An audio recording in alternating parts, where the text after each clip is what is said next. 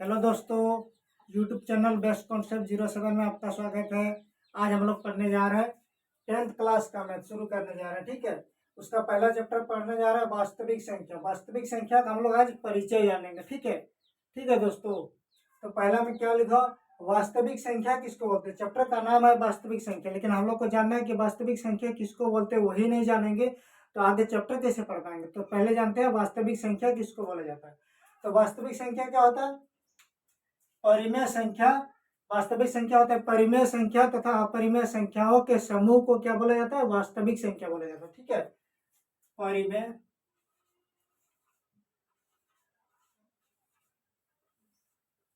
परिमेय संख्या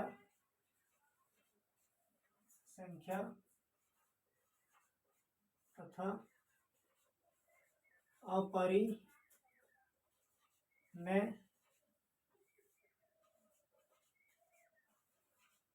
संख्या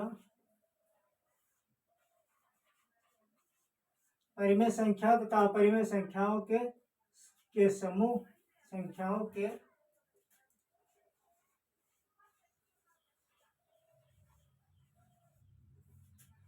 समूह को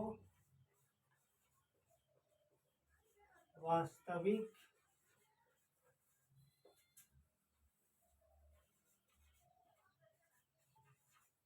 संख्या कहा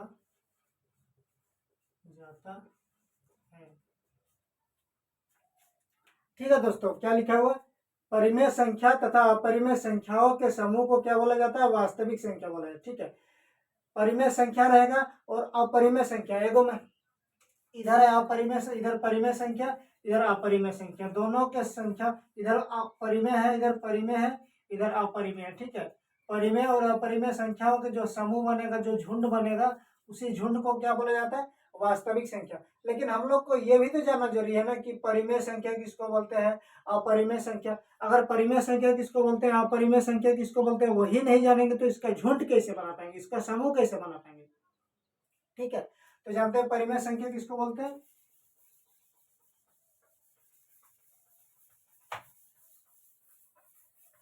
तो सबसे पहले परिमेय और अपरिमेय संख्या किसको बोला जाता है वो जानते हैं। ठीक है, तो आज हम लोग पढ़ने जा रहे हैं, शुरू से पढ़ने जा रहे हैं। ठीक, तो दोस्तों हम परिमेय संख्या, अपरिमेय संख्या और परिमेय संख्या के बारे में जानना है। वास्तविक संख्या उसी को बोला जाता है जो परिमेय संख्या और अपरिमेय संख्याओं के समूह में जो पाया जाता है उसको बोला जाता है वास्तविक संख्या। ठीक है, तो हम लोग पहले परिमेय संख्या और अपरिमेय संख्या को जानना है हम लोग को। तो उससे पहले हम लोग को कुछ संख्या के बारे में जानकारी लेना है। तो सबसे एक नंबर में x नंबर से जानना शुरू करते हैं। ठीक है, पहला में लिखा हुआ प्राकृतिक संख्या। तो प्राकृतिक संख्या किसको बोलते हैं, जिसका इंग्लिश होता है नेचुरल नंबर। ठीक है, इसको एन से प्रदर्शित करते हैं।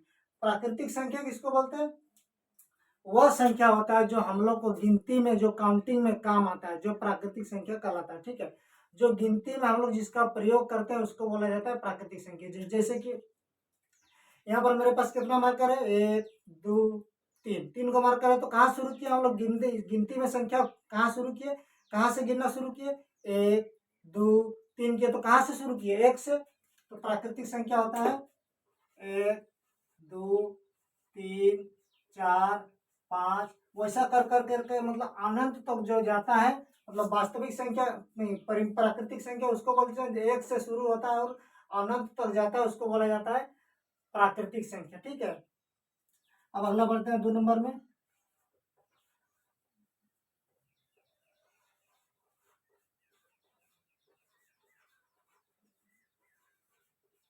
पूर्ण संख्या।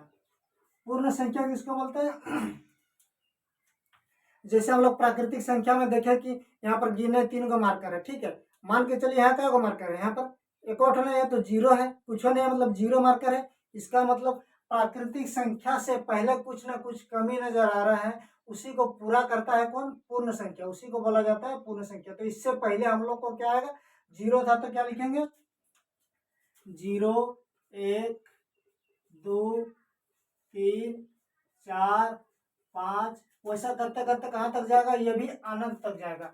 प्राकृतिक संख्या से पहले हम लोग 0 को जोड़ देंगे, यानी कि 0 से जब शुरू करेंगे तो उसको क्या बोलेंगे, पूर्ण संख्या बोलेंगे। ठीक है दोस्तों, समझ में आ गया होगा। अब बढ़ते हैं 3 नंबर में क्या लिखा है। 3 नंबर में पूर्णांक। पूर्णांक पूर्णांक क्या होता है दोस्तों? हम लोग 1 नंबर में प्राकृतिक संख्या के बारे में जाने की 1 2 3 4 जो काउंटिंग करते हैं, जो गिनती में करते हैं हम लोग, इसका प्रयोग उसको बोलते हैं प्राकृतिक संख्या। तो 1 से शुरू करते हैं, 1 2 3 4 ऐसा करते हैं। अच्छा, पूर्ण संख्या में प्राकृतिक संख्या से पहले जीरो को जोड़ दिए, कुछ कमी था इसमें तो जीरो को जोड़ दिए, उसके बाद हम लोग काउंटिंग किए, जीरो के बाद 1 2 3 4 5 ऐसा करते करते अनंत तक गए, तो हम लोग का पूर्ण संख्या होगा। ठीक है, लेकिन पूर्णांक क्या बोलता है? पूर्ण संख्या में कुछ कमी होता है, पूर्ण संख्या में कुछ कमी होता है, उसी को पूरा जो करता है वही बोलता है पूर्णांक। ठीक है, जैसे कि जीरो को लिखे, जीरो लिखे 1 2 3 4 5 डॉट डॉट डॉट डॉट जाइए है। ठीक है, लेकिन कुछ ना कुछ कमी है। क्या कमी है वो? कमी क्या है कि इधर जीरो तो जीरो था, उसके बाद क्या है, 1 है 2 है 3 है 4 है 5 है, लेकिन इसमें सब क्या है, ये संख्या सब क्या है, एक भी धनात्मक है, दो भी धनात्मक, ये सब इधर वाला 1 2 3 4 5 जितना भी जा रहा है सब क्या है, धनात्मक है। लेकिन कुछ इसका कमी क्या है, माइनस वाला संख्या, ऋणात्मक, -1 -2 -3 वैसा करके इधर भी जाएगा। माइनस वाला संख्या भी अनंत तक जाएगा और प्लस वाला संख्या भी अनंत तक जाएगा, और बीच में क्या रहेगा, जीरो रहेगा। जीरो ना तो धनात्मक तरफ जाता है ना ऋणात्मक तरफ जाता है, वो जीरो जीरो ही रहता है। ठीक है, ना वो धन होता है ना ऋण होता है। जीरो से पहले भी मतलब जीरो से पहले भी इधर मतलब अनंत तक माइनस वाला संख्या आ जाएगा, और जीरो के बाद भी मतलब धनात्मक वाला संख्या अनंत तक जाएगा, तो उसी को बोला जाता है पूर्णांक। ठीक है दोस्तों, आई होप दोस्तों समझ में आ रहा होगा। ठीक है, अब बढ़ते हैं आगे। अब आता है तो दोस्तों भाज्य संख्या। ठीक है, भाज्य संख्या, तो भाज्य संख्या किसको बोलते हैं? वैसी संख्या जिसका गुणनखंड 2 से अधिक हो, वैसी संख्या जिसका गुणनखंड 2 से अधिक हो, या तो जो दो जिसका गुणनखंड क्या हो, वह संख्या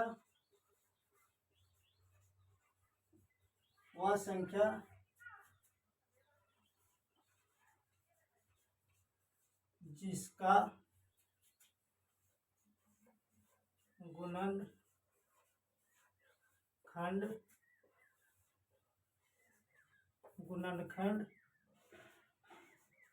2 से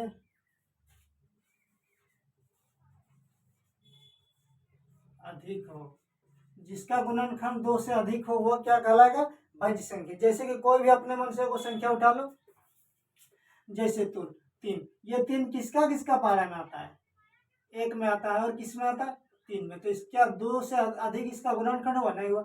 4 को उठाओ, 1 का पारा में आता है, 2 का पारा में आता है, 4 का पारा में आता है, तो इसका गुणनखंड कितना हुआ, 1 हुआ 2 हुआ 3 हुआ, तो 2 से अधिक हुआ, इसीलिए भाज्य संख्या कहाँ शुरू होता है, 4 से शुरू होता है। ठीक है दोस्तों,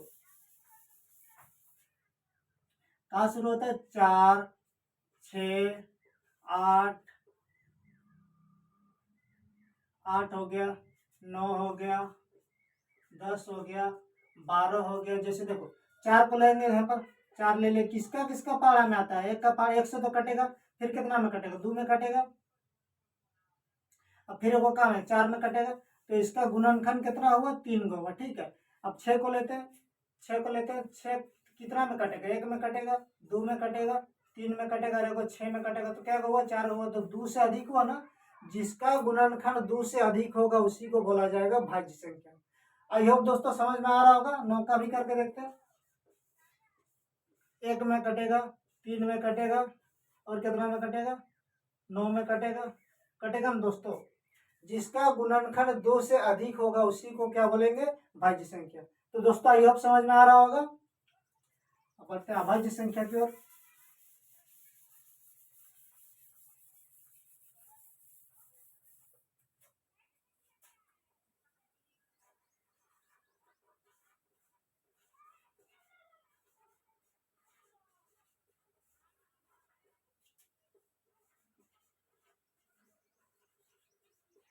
अभाज्य संख्या, अभाज्य संख्या किसको बोलते हैं, भाज्य संख्या और अभाज्य संख्या दोनों भाई भाई है। ठीक है, भाज्य संख्या का ही उल्टा होता है अभाज्य संख्या। ये क्या बोलता है ना, वह संख्या जिसका गुणनखंड 2 से अधिक हो, बोला ये क्या बोला, 2 से अधिक हो। लेकिन अभाज्य संख्या क्या बोलता है, जिसका गुणनखंड केवल 2 होगा, जिसका गुणनखंड केवल 2 होगा उसी को बोलेंगे अभाज्य संख्या। जैसे कौन आता है, लिखिए तो परिभाषा, जिसका गुणनखंड केवल 2 हो, जिसका गुणनखंड केवल 2 हो। जैसे हम 2 को लेते हैं, 2 का कितना, किसका किसका बारह में आता है, कितना से काटेगा, 1 से काटेगा, और कितना से काट सकते हैं, 2 से काट सकते हैं। 3 को 1 से काट सकते हैं, और किससे काट सकते हैं, 3 से काट सकते हैं। 1 2 दुए को हुआ, इसका भी 1 2 दुए को हुआ।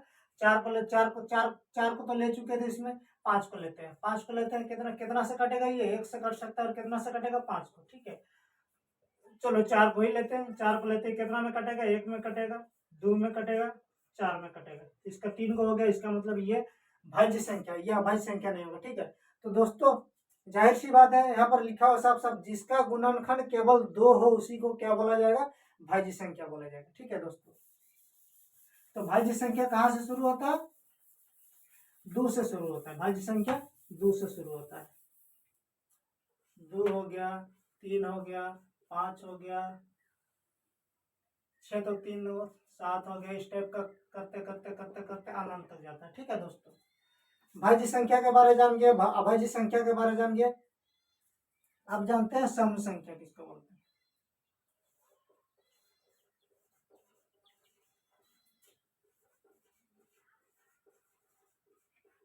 सम संख्या,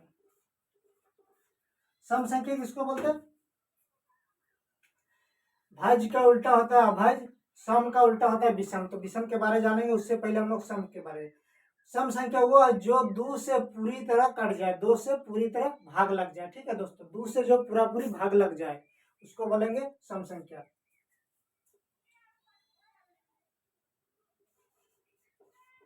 जो 2 से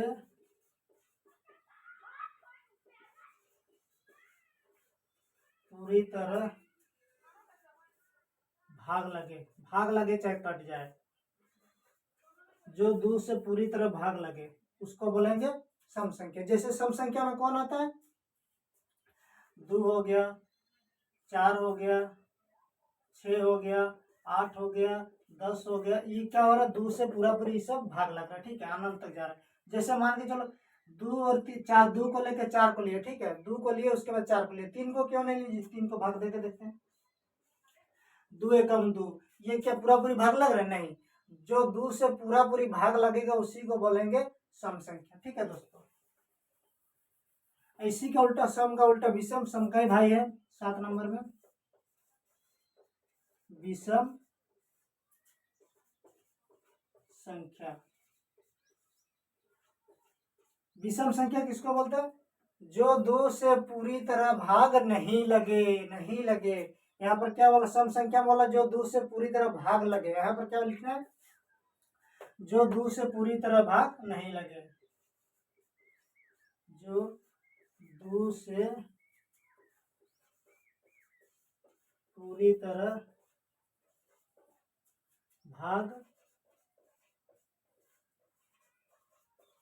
नहीं लगे, जो 2 से पूरी तरह भाग नहीं लगे। तो कौन लगने लगे,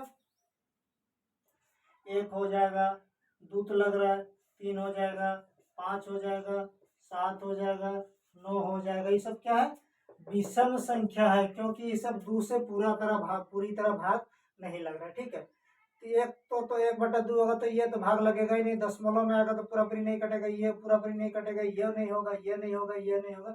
जो 2 से पूरी तरह भाग नहीं लगता है उसी को बोला जाता है अब विषम संख्या। ठीक है दोस्तों, अब बढ़ते हैं आगे। फिर क्या, तो दोस्तों हमें था जिसका इंतजार वो घड़ी आ गई है। ठीक है, अब जानने जा रहे हैं, हम लोग जानना जा रहे हैं परिमेय संख्या। परिमेय संख्या, इसमें क्या होता है, परिमेय संख्या किसको बोला जाता है, परिमेय संख्या किसको बोला जाता है, अपरिमेय संख्या किसको बोला जाता है। तो सबसे पहले जानेंगे परिमेय संख्या। तो परिमेय संख्या किसको बोलते हैं, वह संख्या जो P/Q के रूप में रहता है, जिसको हम लोग P/Q के रूप में लिख सकते हैं।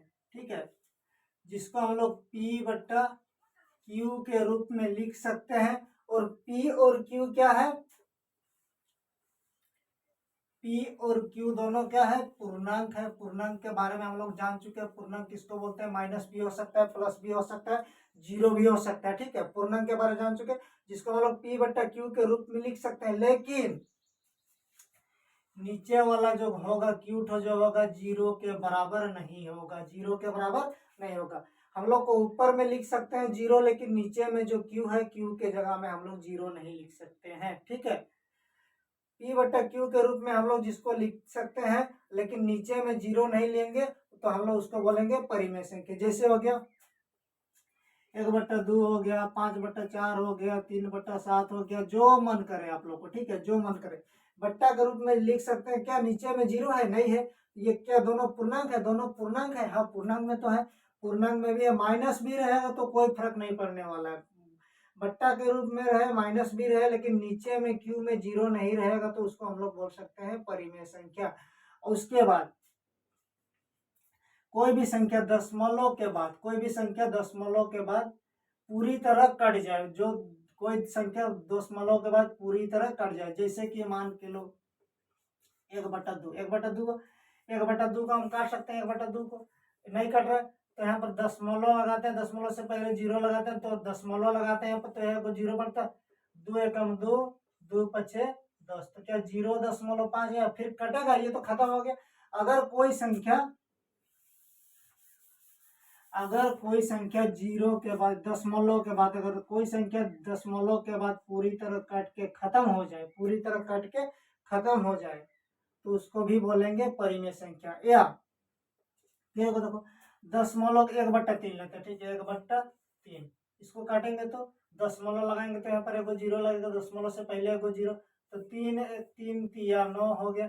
दशमलव एक बचा, दशमलव लगा ले, फिर एगो जीरो, 3 तिया 9, फिर वैसे होगा 3 तिया 9 हो गया। फिर एक बचा, दशमलव लगल है तो जीरो लगा देंगे तो 10 हो जाएगा, तो फिर 3 तिया 9, फिर वैसे होगा 3 3 3 3 जैसे होगा। अगर दशमलव के बाद कोई संख्या बार बार बार बार बार बार रिपीट हो रहा है, ठीक है, अगर कोई संख्या दशमलव के बाद अगर काट के शांत हो जाता है, शांत आवर्ती हो जाता है, या फिर दशमलव के बाद बार बार बार बार वही संख्या तो रिपीट होता है, तो उसको भी बोला जाता है परिमेय संख्या। आई होप दोस्तों समझ में आ रहा होगा। इसका दो कंडीशन है, दशमलव के बाद अगर कट के शांत हो जाए, यानी कि शांत आवर्ती हो जाए, तो उसको बोलेंगे परिमेय संख्या। और अगर दशमलव के बाद बार बार कोई संख्या रिपीट हो रहा है, संख्या बार बार वही संख्या आ रहा है, तो उसको भी बोलेंगे परिमेय संख्या। आई होप दोस्तों समझ में आ रहा होगा। इसका दो कंडीशन होगा, ठीक है। और ये जिसको हम लोग P बटा Q के रूप में लिख सकते हैं, इस टाइप का भी हो, या फिर इसको मतलब अगला फिर एक है, जैसे रूट के अंदर होगा क्या भाज्य संख्या, जो पूरी तरह से मतलब जिसका वर्गमूल निकलेगा, जैसे 16 का कितना होता है? 4 होता है, तो 4 निकल गया, 4 निकल गया, तो 4 के नीचे में 1 बैठा सकते हैं। कोनो भी संख्या के नीचे में मान के चलो 5 है, तो इसके नीचे में 1 बैठा सकते हैं, उससे कोई फर्क पड़ने वाला नहीं है। ठीक है, तो ये भी क्या है? परिमेय संख्या। ये भी क्या है? परिमेय संख्या है। तो दोस्तों ये समझ में आ रहा होगा। अब आगे बढ़ते हैं। अपरिमेय संख्या 9 नंबर में क्या लिखा?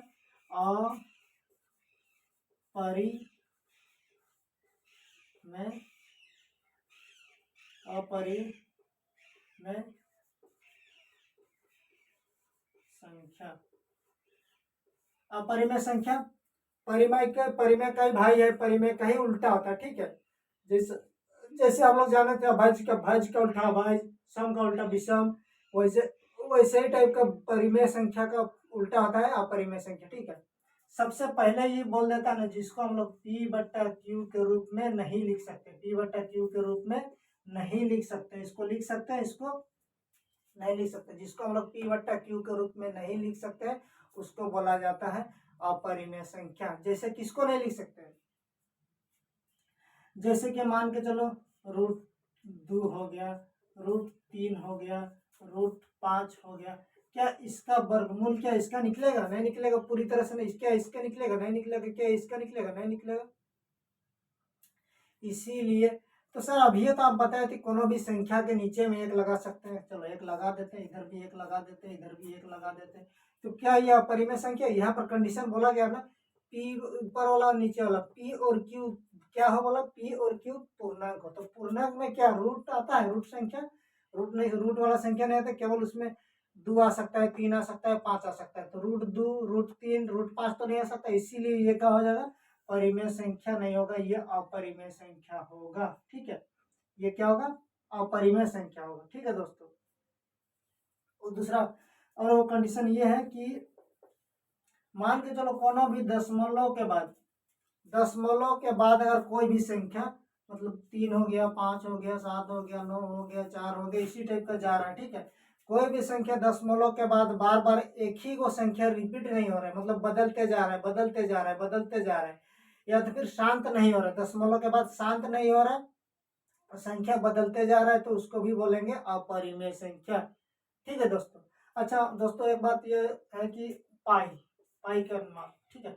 अच्छा पाई का मान तो क्या होता है, 22/7 होता है। तो सर 22/7 तो परिमेय संख्या है, लेकिन पाई को हम लोग अपरिमेय संख्या क्यों बोलते हैं? इसका कंडीशन क्या है? एक्चुअली इसका रोल यह है, पाई का मान 22/7 नहीं होता है। पाई का मान, करेक्ट मान इसका 22/7 नहीं होता। ठीक है, इसको हम लोग लगभग में मान के चलते हैं। पाई का मान क्या होता है, इसको लगभग का इशारा इसको होता है 22/7। हम लोग किताब में बोला जाता है कि पाई का मान लगभग 22/7 लो, 22/7 लेने के लिए बोला जाता है, इसीलिए हम लोग लेते हैं। ठीक है, इसका करेक्ट मान 22/7 नहीं होता। ठीक है, तो इसीलिए क्या होता है, ये भी एक क्या है, पाई भी क्या है, वो अपरिमेय संख्या है। ठीक है दोस्तों, आई होप दोस्तों समझ में आ रहा होगा, समझ में आ गया होगा। तो दोस्तों आज के लिए इतना ही। ठीक है, यूट्यूब चैनल बेस्ट कॉन्सेप्ट 07 को सब्सक्राइब कर दो, इसी तरह का वीडियो मैं जब भी अपलोड करूंगा सबसे पहले आप तक पहुंचे। ठीक है दोस्तों, धन्यवाद।